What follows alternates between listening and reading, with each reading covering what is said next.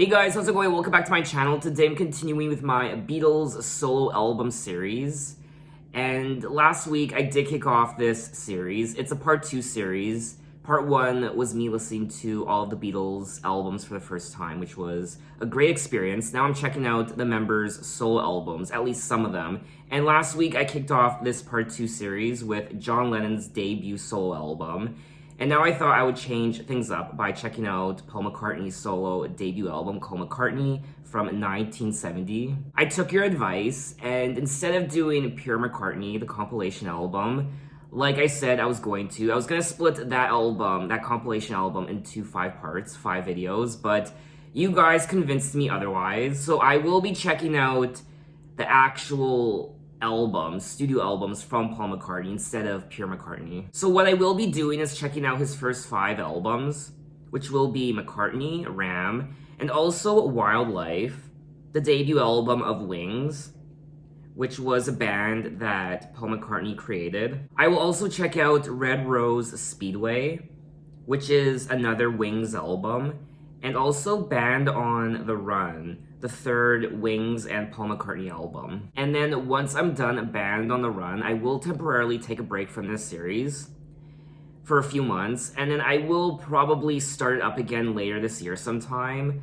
with Venus and Mars. And also, of course, I will be continuing with John Lennon, so I'll be interchanging Paul McCartney with John Lennon and also George Harrison. I'll be doing a couple of George Harrison's albums, his first 2 in particular, and also a Ringo Starr. I'll be doing one of his albums. I think that's a better idea than just doing John Lennon all the way through and then Pure McCartney, and then saving George Harrison and Ringo Starr for later this year. I think it's a better idea to interchange the 4 musicians every week. So that's the plan for the next couple months. And then, like I said, once the end of May rolls around, I will be taking a break from this Beatles series. And then I will continue with some of their solo albums later in the year. And I also won't be listening to all of John Lennon's albums like I initially was going to do.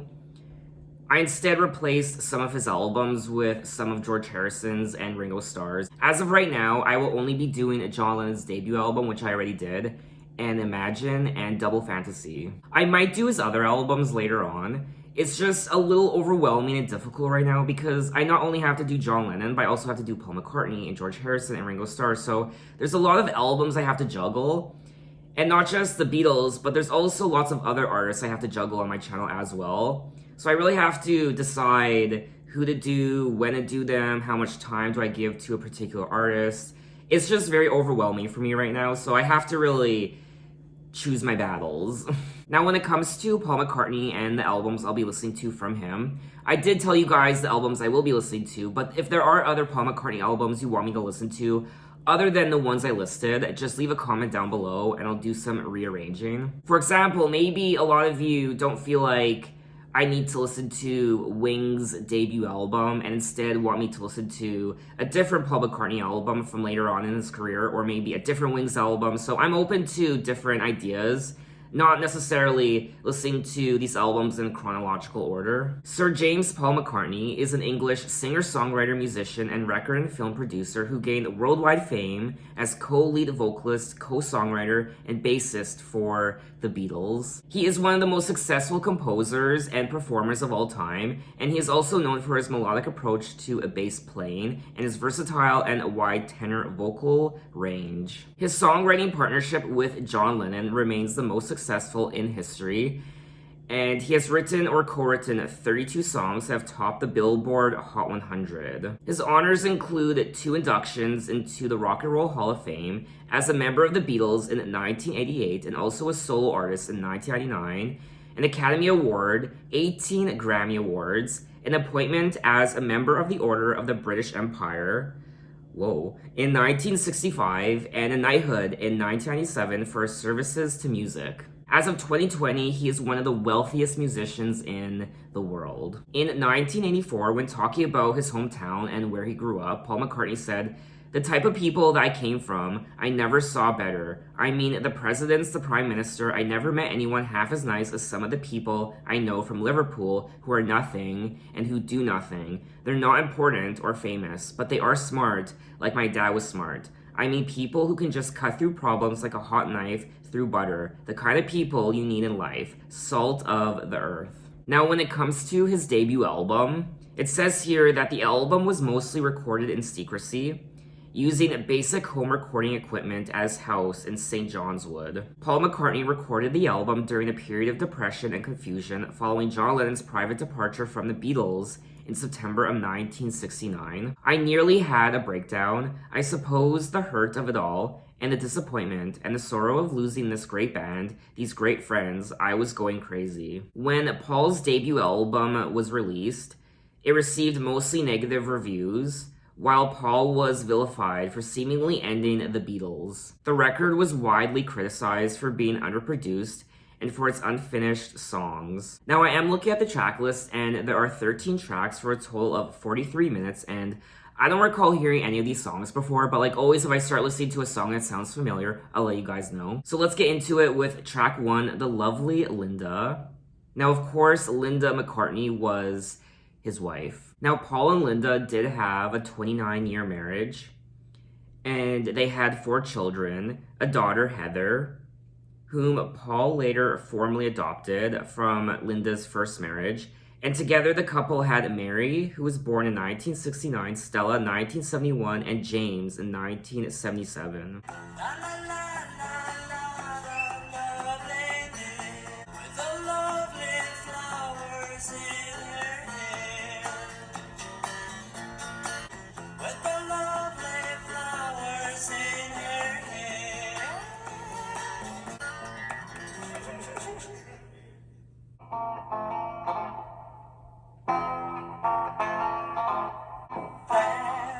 Something, it really would be something. Reaching the falling rain, mama. Reaching the falling rain. Reaching the falling rain, mama. That would be something. Really would be something.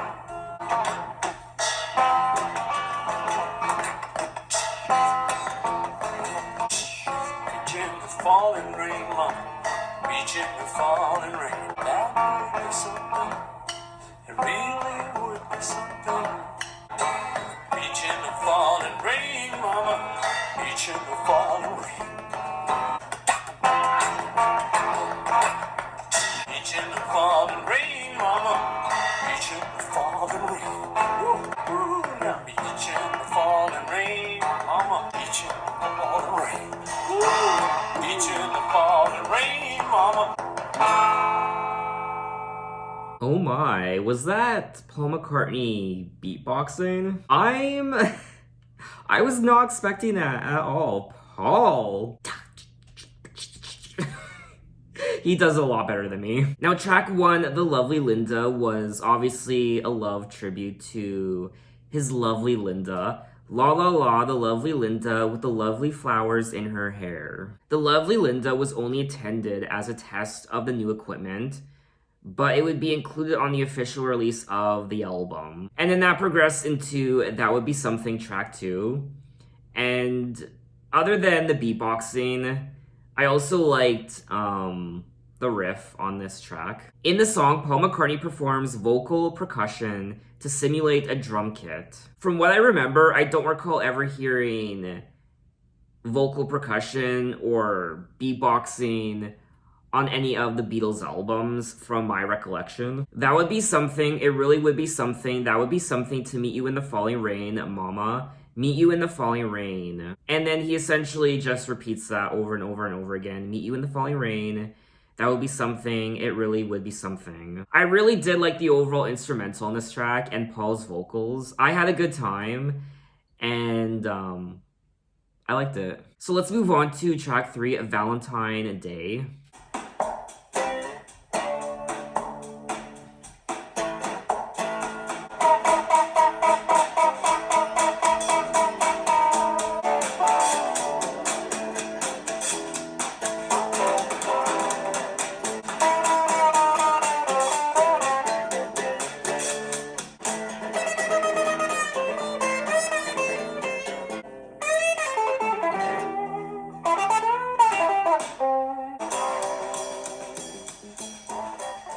That was track 3, Valentine Day, which was purely instrumental.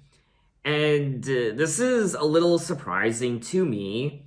I kind of had an idea of what I was getting myself into when I sat down to listen to this album. It's Paul McCartney, so I was thinking we would hear songs similar to what we heard from the Beatles, the compositions, the songwriting. But I've been a little surprised, and we're only 3 tracks in, just from hearing him beatbox on track 2, and now this track number 3, Valentine Day. I was expecting lyrics and vocals, but it was just purely instrumental. Valentine Day track 3 is another track that I enjoyed listening to. I like the overall instrumental. I thought it was a nice little track. It was, for me anyway, it was pleasing to the ears, and I would listen to it again. So let's move on to track 4, Every Night. Every night I just wanna go out, get out of my head, get out of my bed. Every day I wanna do and be with you.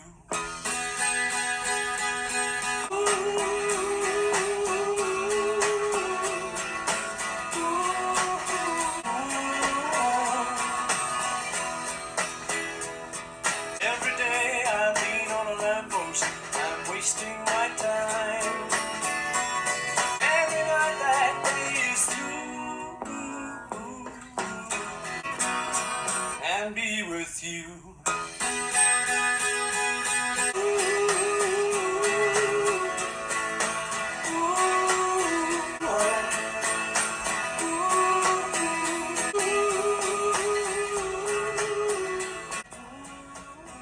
That was track 4, Ooh, Every Night, and this is another song that I enjoyed listening to. Every night, I just want to go out, get out of my bed. Every day, I don't want to get up, get out of my bed. But tonight, I just want to stay with you and be with you. Every day, I lean on a lamppost, I'm wasting my time. Every night, I lay on a pillow, I'm resting my mind. Every morning brings a new day, and every night, that day is through. The lyrics of Every Night reflect the difficult situation Paul was dealing with at the time the song was written, which was in light of the immediate breakup of the Beatles. The words do, however, convey some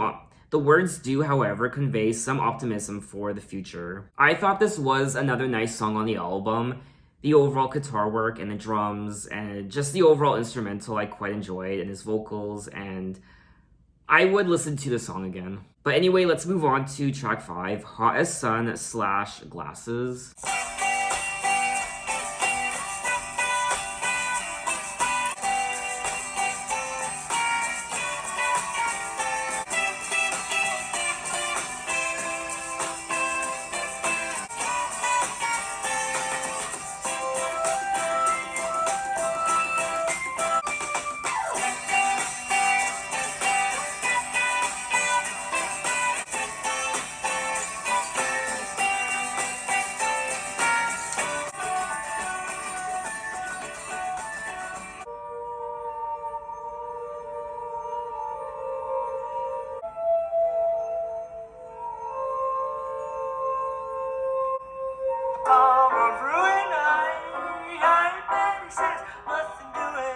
That was track 5, Hot as Sun, Glasses, and this is, I won't lie, this album is a little, bizarre.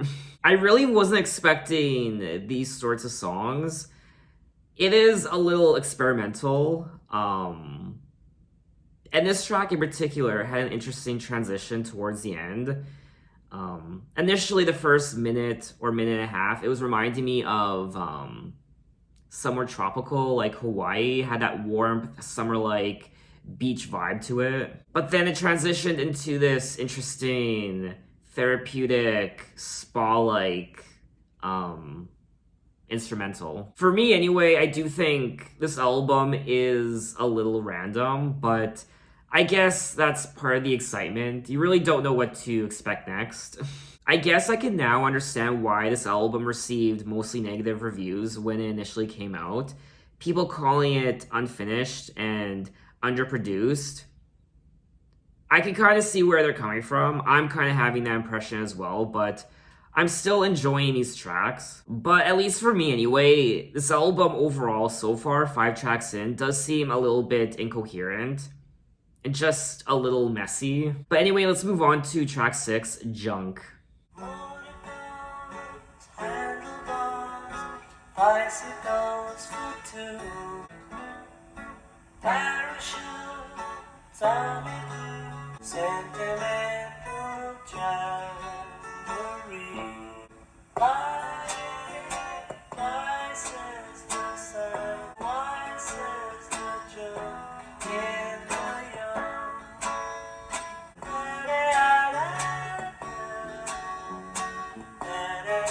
Candlesticks, building bricks, something old and new. Why says the sun?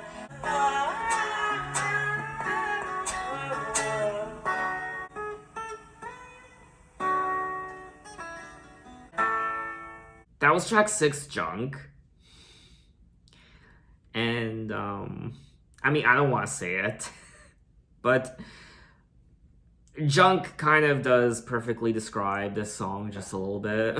I mean, I'm sure there are people out there who like this song, but it didn't really do it for me. Motor cars, handlebars, bicycles for two, broken-hearted jubilee, parachutes, army boots, sleeping bags for two. Bye-bye, says the sign in the shop window. Why, says the junk in the yard. Candlesticks, building bricks, something old and new. Memories for you and me, bye-bye, why, says the junk in the yard. I guess my favorite part of the song was the overall composition. I did like the instrumental, but that's about it. Maybe there's a deeper meaning to these lyrics. I don't know. Now, it looks like I might be in the minority when it comes to not being the biggest fan of this track, because it looks like it was well received by many people, and some even call it one of the highlights from the album. But anyway, let's move on to track 7, Man, We Was Lonely.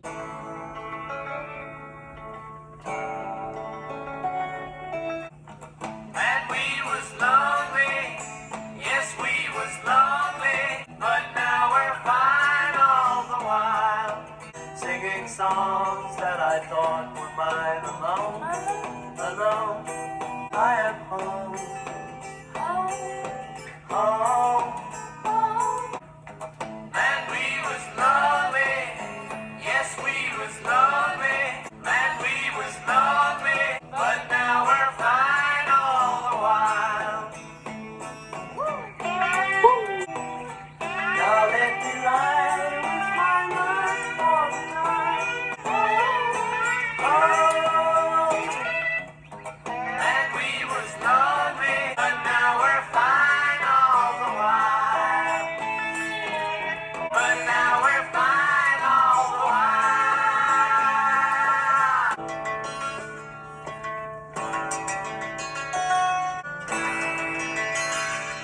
That was track 7, Man, We Was Lonely, and I enjoyed this track. I thought it was quite catchy.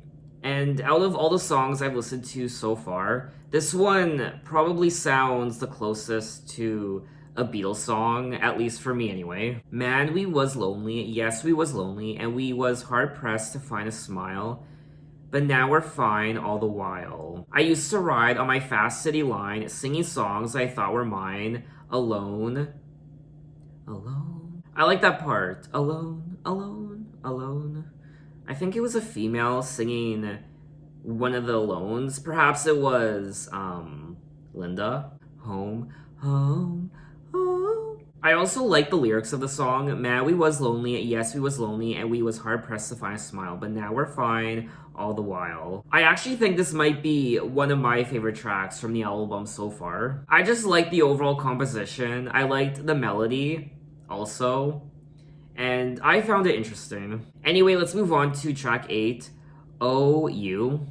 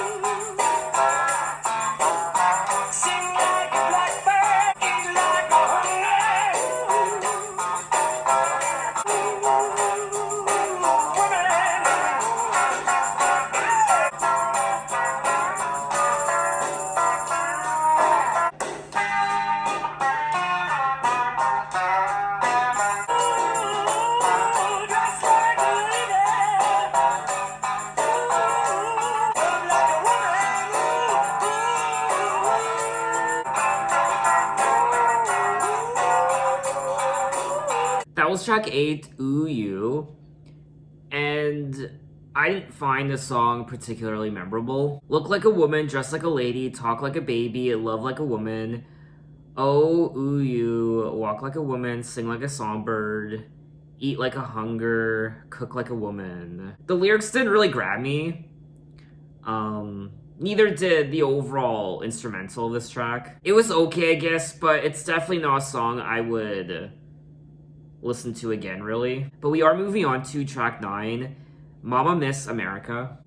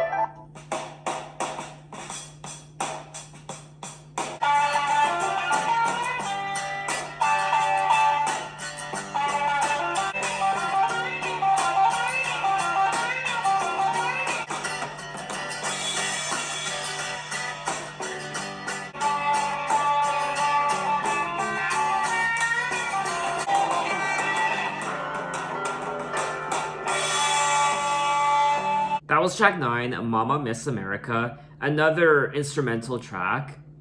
And I am enjoying these instrumental tracks. I personally don't mind them. And I thought this was nice to listen to. I like the overall, I like the overall guitar work. I like the drums. I like, I don't know, I just like the overall vibe of this track. Oh yes, I also enjoyed, the piano too. When talking about the song later on, Paul McCartney said, originally it was 2 pieces, but they ran into each other by accident and became one. You know what? I think overall this might be one of my favorite tracks on the album. But let's move on to track 10, Teddy Boy. This is the story of a boy named Ted. His mother said, Ted, be good. She told him Ted about a soldier died, but it made her sad, and she cried. Ted used to tell her he'd be twice as good, and he knew he could. Oh, don't worry, little Teddy wants you, taking good care of you.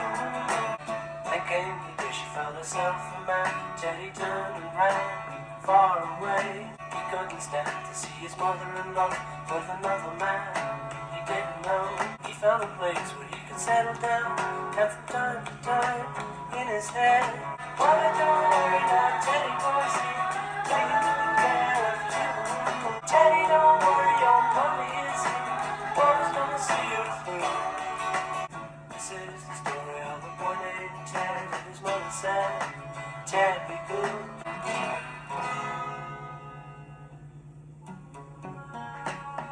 That was track 10, Teddy Boy. This is the story of a boy named Ted. If his mother said Ted be good, he would. She told him tales about his soldier dad, but it made her sad.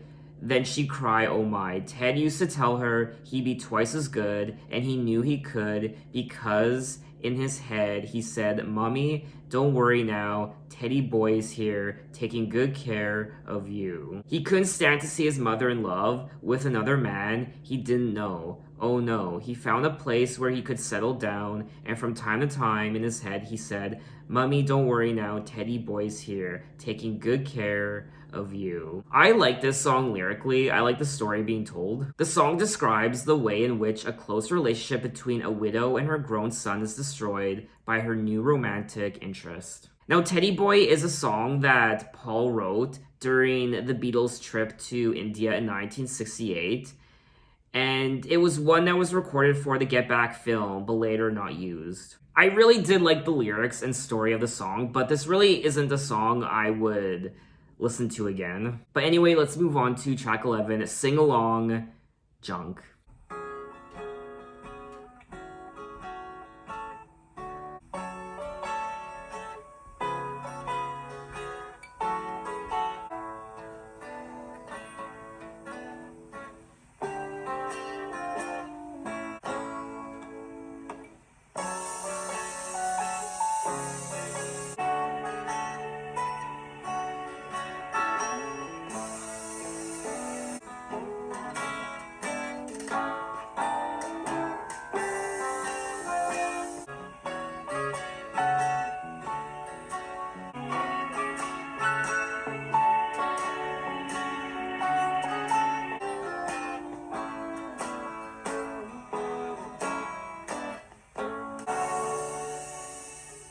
That was track 11, Sing Along Junk. And it's another instrumental on the album. And it looks like this is the instrumental version of track 6, Junk, without lyrics or vocals. And I actually prefer this version over track 6, Junk. I don't know, I'm really enjoying the instrumental tracks on this album. I find them quite calming to listen to, in particular this one. And I like the energy, I liked the mood, and I would happily listen to this track again. Let's move on to track 12, Maybe I'm Amazed.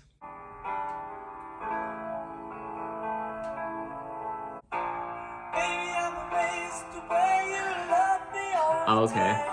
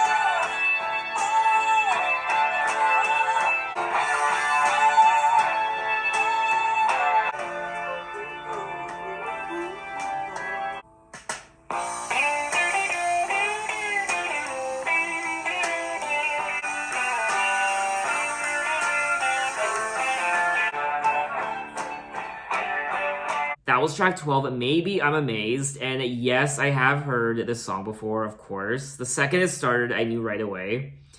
And could you imagine if this track was only instrumental, without the lyrics or vocals? I mean, that would have been unacceptable. I wouldn't allow it.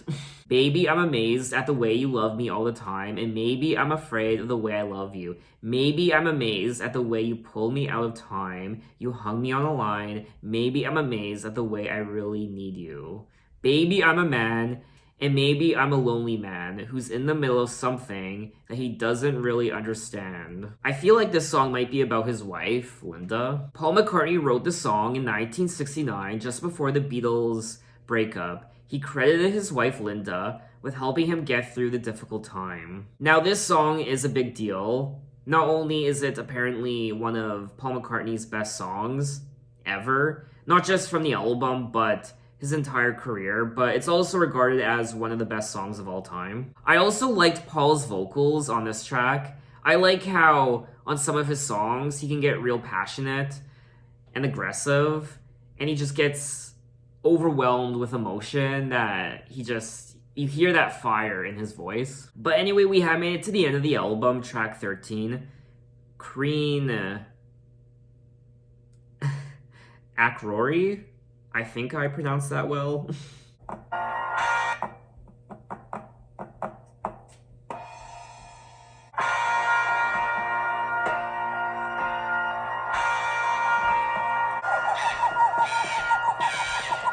Oh god. Sounds like Yoko.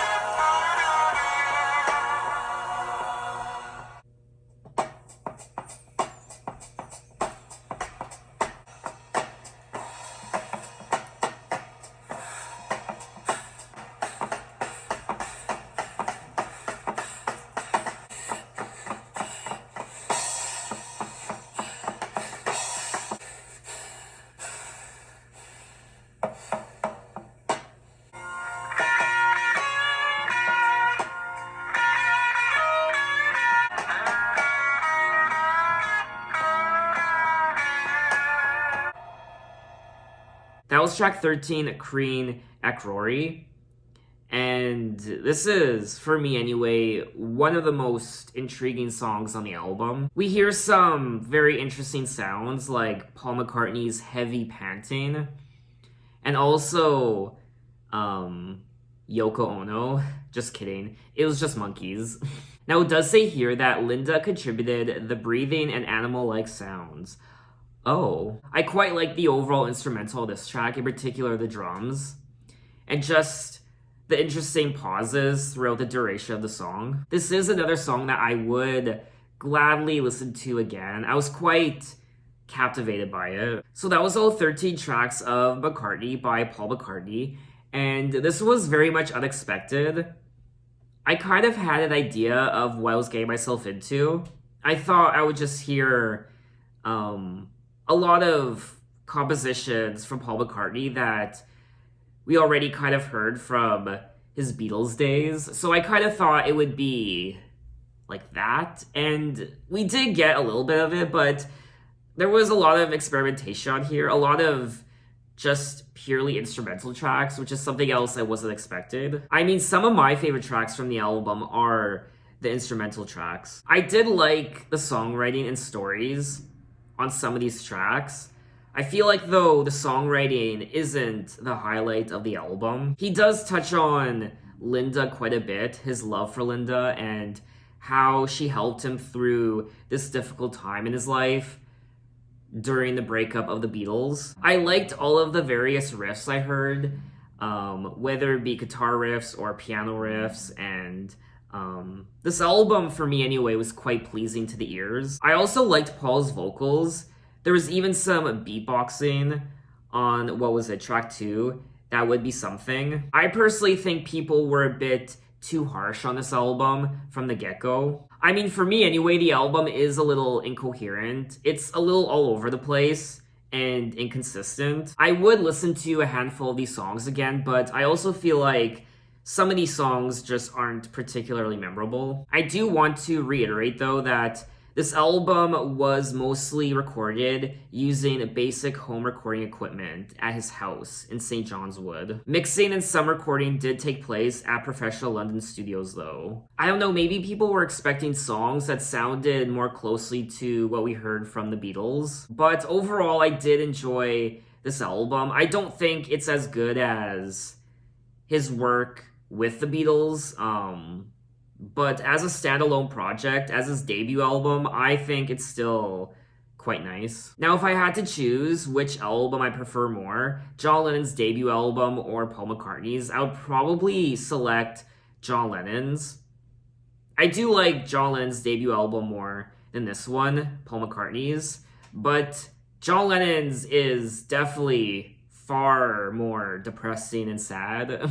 I just feel like John Lennon's was more significant and memorable overall. So what did you guys think of this album, and what are your impressions? Maybe you love it, maybe you hate it, maybe you think it's one of the worst solo albums from the Beatles, like some commentators here have said, some music critics. Apparently, some people regard this as one of the worst solo projects from the Beatles between 1970 and 1980. I don't know. I still think people were a bit too harsh on this album, but maybe my impression of this album will change once I start listening to more of the Beatles solo albums, in particular other Paul McCartney solo albums and his other side project with Wings. So in my next Beatles video, I will be moving on to John Lennon's second album, Imagine. But in my next Paul McCartney video, I will be moving on to his second studio album from 1971 called Ram. So look out for that video next time, and thanks for watching, guys. You can find me on Twitter, you can find me on Instagram, you can message me, you can say, hey, how are you? And I will see you next time. Take care.